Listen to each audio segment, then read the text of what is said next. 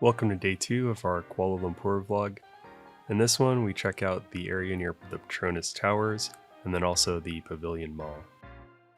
We also get another massage and try some of the food courts in the city. We started off day 2 at our hotel, just waiting for a grab to go towards the Petronas Tower area.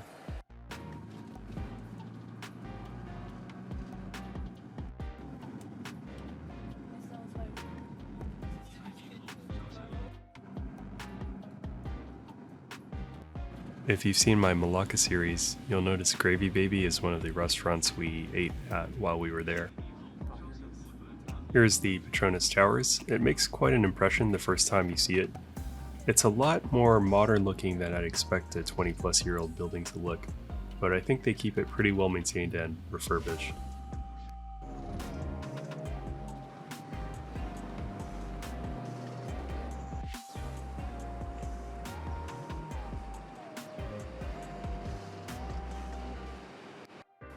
Before heading up the towers though, my friend recommended this restaurant.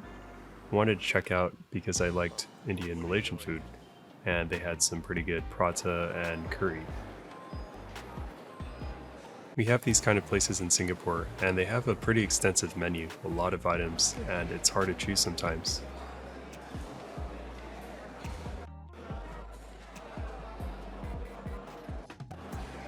In Singapore and Malaysia, there's a popular drink called Milo.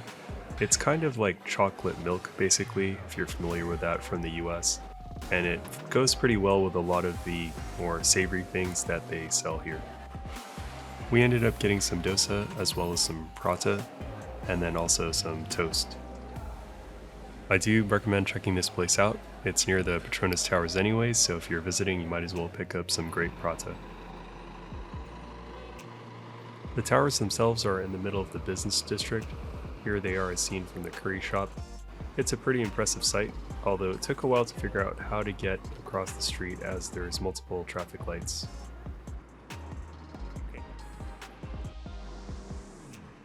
When you come to the front of the Petronas Towers, one of the most famous shots to get here is with the fountains and trying to stand right in the middle so you get both towers to either side of you. It's a pretty cool shot, although a lot of people are always trying to get this.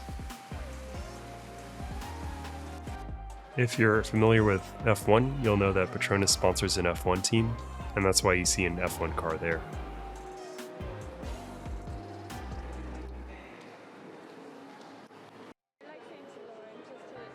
Entering the mall, it's pretty clear it's one of the more premium and high-end malls in the city.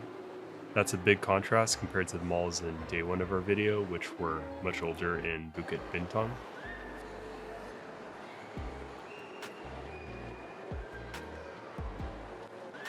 Compared to the other malls, this mall definitely has more Western brands or brands that are more global, caters to tourists, so you'll see luxury goods, a lot of more expensive stores here.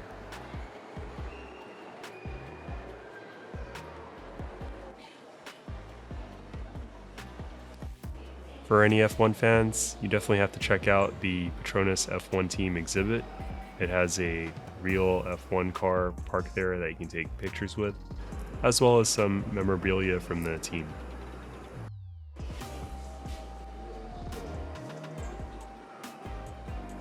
We have a chain of restaurants called Putian in Singapore, which is high-end Chinese food. It's interesting here, they have a lot more halal options. So they had Tian, which is the non-pork version of Putian.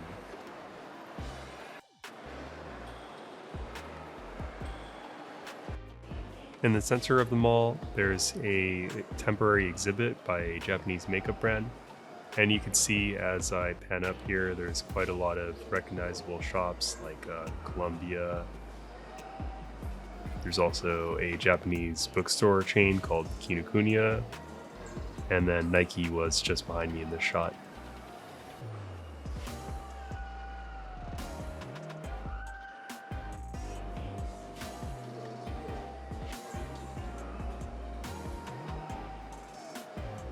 Here we're checking a Korean restaurant. It's pretty expensive in Singapore, so we wanted to see if it was any cheaper in KL. Just like Putian, there's also a non-pork version of Din Tai Fung called Din.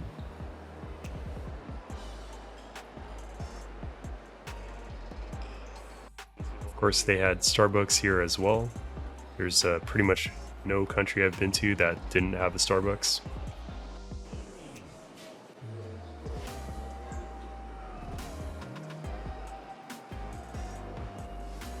Again, you can see a lot of global brands here like Oppo, Samsung, Lego, Coffee Bean.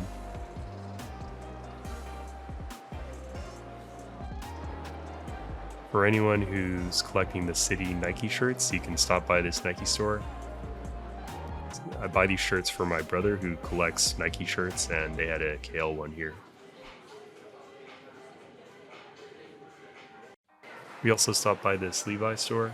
They were having an interesting sale where they had some made in Japan jeans for whatever reason stocked in. At this point we were pretty tired and thirsty, so we decided to take a break at this coffee shop. We're actually waiting this whole time to go up to the Petronas Towers, so we're just killing time by walking around and exploring the mall.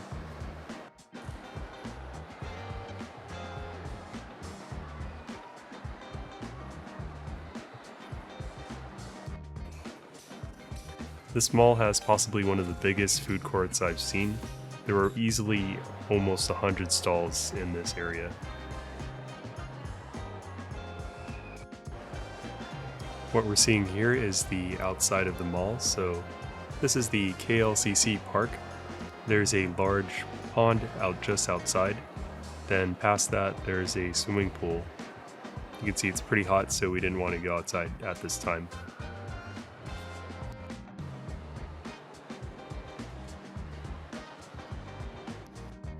If you've been to Singapore, you might have seen Bacha coffee. It says it's from Marrakesh, but actually it's just a local brand in Singapore. However, it sells pretty well, and tourists love to go in that store because it looks awesome. It's always really well decorated. I was surprised to see an Isetan here, so that's a Japanese department store. It was no surprise to see Uniqlo though, which seems to be everywhere in Asia. It was nearing our time slot to go up the Petronas Towers, so we headed outside, which is closer to the entrance.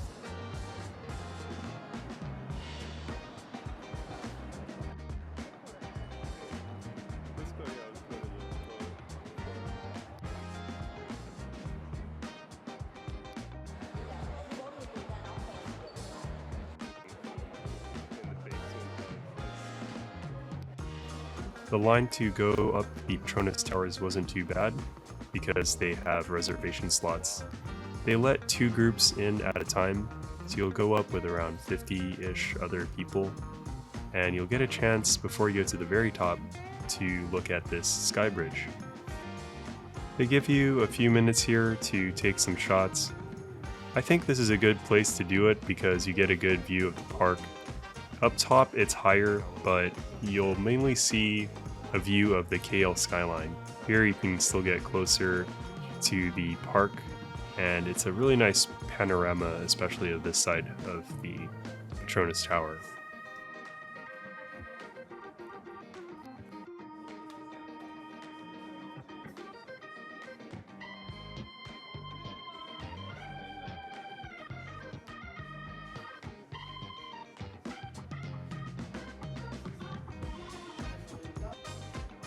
After our 10 minutes were up, we continued up to the top floors of the tower, around the 80th floor. Here you can see a model of the KLCC area, including the Petronas Towers. We were able to spend probably 10 to 20 minutes in this top area with our group. This is the first observation floor, and then there's even a second one actually after you check out this part. So I'm not sure exactly how you get up to the second tower. We were just brought up this one and weren't given a choice. There were 2 colored groups, so I wonder if the other group got a chance to go up the other tower. Or maybe that tower is reserved for non-tour groups. Here's another shot of the 3D model of the Petronas Towers and the KLCC Suria Mall. It's definitely a landmark of KL. Even when they build the Merdeka Tower, which is taller than these two towers, I think the KL skyline will still have Petronas as the centerpiece.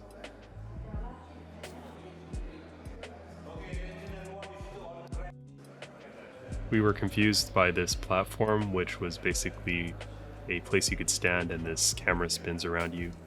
It could get some views of the KL skyline, but it wasn't that impressive in my opinion. After the tower visit, we were hungry for some dinner, so we went back to the giant food court in the center of the mall, and I settled on some more Malaysian food here. There were plenty of options though if you wanted basically any type of cuisine in this food court. This might have been my third nasi lemak in this trip, but I love nasi lemak and I had to have another one.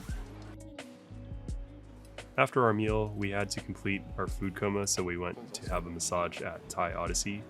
This is a chain in Malaysia of Thai massage places. We also went to one in our Johor Bahru trip as well.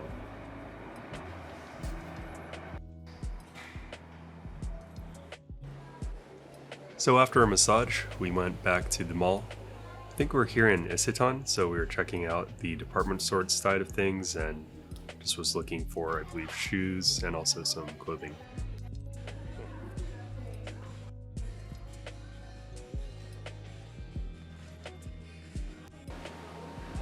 So we were pretty tired at this point, and before leaving the KLCC area, we wanted to check out the park. Unfortunately, it started raining during this time, so you can see some thunder and lightning going off in the distance. We thought it might pass, just like in Singapore, sometimes there are rolling showers, but it caught us out when we were in this park.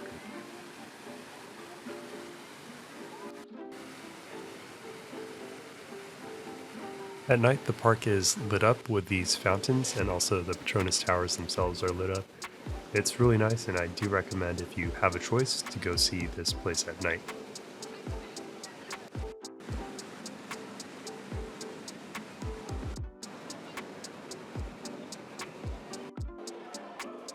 While we were outside, the rain started to pick up, and we were making a rush to try and get a grab to get out of here. But unfortunately, everyone else had the same idea as well here. Here's the view from the front of the building, the main entrance. You can see the main bridge is also lit up here.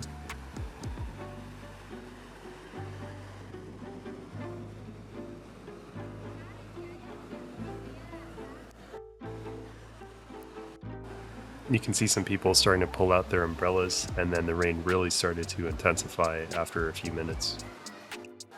It became a big challenge for us to get back to our hotel because there was no grabs that were picking up our request, because probably everyone else was trying to get a grab at this point as well. Here we are at one of the exits. I think we managed to get a grab at this point, but they were crawling really slow, probably due to the traffic and the rain. And so we were just waiting here, hoping to get picked up. We realized after stepping outside there's actually a whole nother part of the mall, or maybe it's a separate mall across the street that we haven't checked out. So we do look forward to going back to KL and exploring more of this area.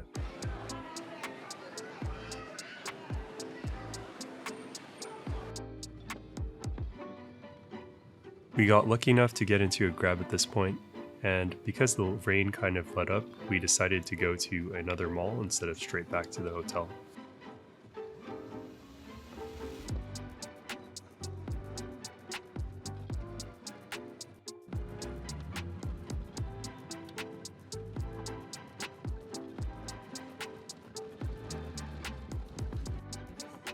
This is the exterior of Pavilion Mall. This mall is actually right across the street from our hotel, and we saved it for last because we were always right across the street. Actually, we wished we had checked out this mall sooner because it's actually maybe even nicer than the KLCC Suria mall. Certainly a lot newer, even compared to that mall. You can see there's also some international brands.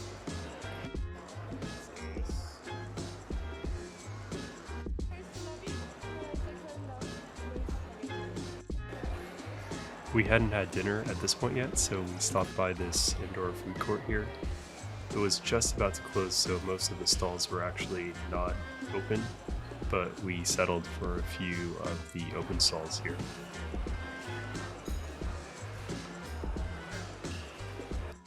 I was debating the nasi lemak again, but 2 in a row is probably too much, and also the stall is closed.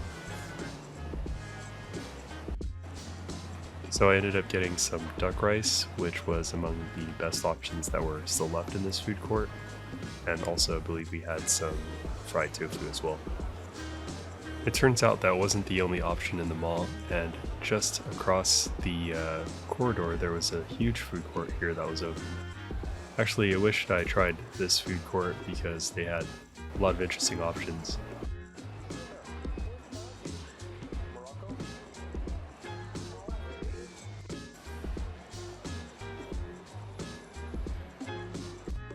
We were already full at this point, but when we saw this Marrakesh stall, we had to try it.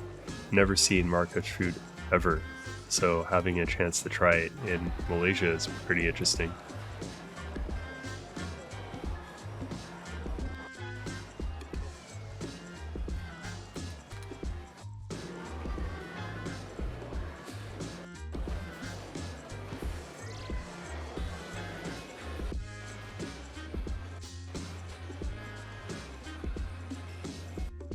After that, we checked out this outdoor area in the mall.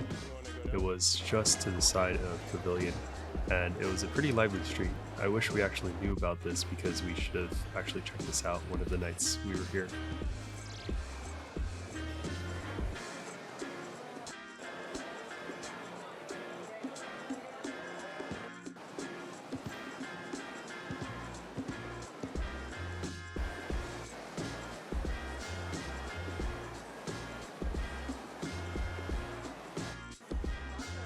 While we were heading back to our hotel, we found this bar which caught our eye. It was advertising Guinness beer.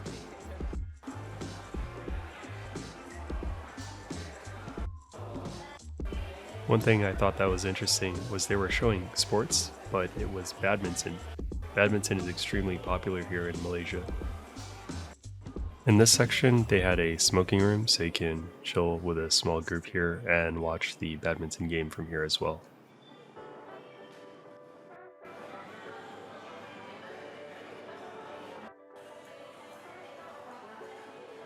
We've actually seen a badminton tournament live in Singapore. We play it a little bit as well in the Sports Hub. It's quite popular in Singapore, although I think Malaysia takes it a bit more seriously. We ended up picking up a chocolate mocktail here, and then my girlfriend tried the Guinness.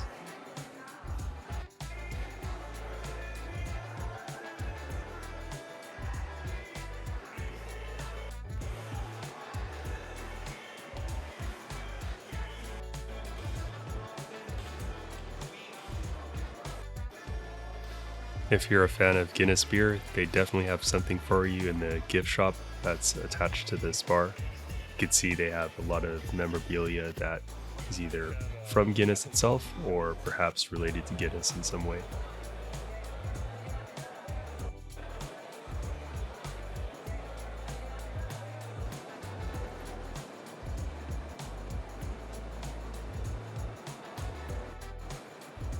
We're only sad that we checked this out on our last night in this area of the city. I think if we stayed next time, we're gonna stay more around the Pavilion area and check out the mall and this street.